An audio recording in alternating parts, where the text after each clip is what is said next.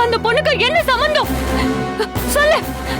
ஏய் சத்யா, நான் சொல்றத கொஞ்சம் பொறுமையா கேளு. சொல்றியா இல்லையா? சத்யா, நான் சொல்றத கொஞ்சம் பொறுமையா கேளு சத்யா. இப்ப நீ சொல்றியா இல்லையா? சத்யா, எனக்கு எல்லா உண்மையும் இப்ப தெரிஞ்சாகணும். சொல்லு அர்ஜுன். சத்யா, நீ நினைக்கிற மாதிரி எங்களுக்குள்ள தப்பான எந்த ரிலேஷன்ஷிப்பும் இல்ல. It just friendship. ரீசெண்டா அவளோட பர்த்டே வந்துச்சு. அவங்க எனக்கு நிறைய ஹெல்ப் பண்ணிருக்காங்க. அதனாலதான் அவங்க பர்த்டேக்கு ஏதாவது கிஃப்ட் பண்ணணும்னு நினைச்சேன்.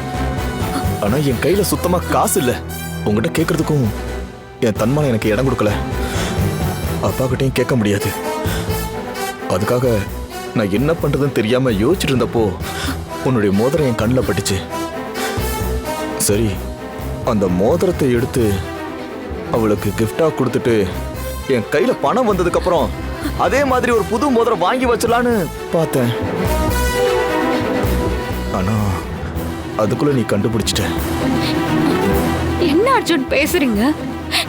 நீங்க பேசுறதுல கொஞ்சமாவது லாஜிக் இருக்கா? இதே காரியத்தை நான் செஞ்சிருந்தா நீங்க என்ன சும்மா விட்டுருப்பீங்களா?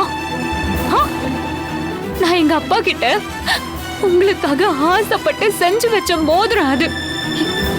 என்கிட்ட ஒரு வார்த்தை கூட கேட்காம நீங்க பாட்டு யாரோ ஒரு பொண்ணுக்கு தூக்கி கிஃப்ட் கொடுத்திருக்கீங்க. அந்த மோதிரத்துக்கும் எனக்கும் நடுவுல எவ்வளவு சென்டிமெண்ட் இருக்குன்னு உங்களுக்கு தெரியுமா? இவளை விட்டானா இவன் நம்மளை பேசிட்டு வந்து நம்மளை காலி பண்ணிடுவா. இவளை ஆஃப் பண்ணணும்னா நம்மளோட வாய்ஸை கொஞ்சம் ரைஸ் பண்ணி தான் ஆகணும். ஆமா, நான் பண்ணது தப்புதான். ஏதோ புத்தி இல்லாம அறிவு கட்டத்தனமா பண்ணிட்டேன். அதுக்காக இப்படி பேசி பேசி என்ன டார்ச்சர் பண்ணுவியா?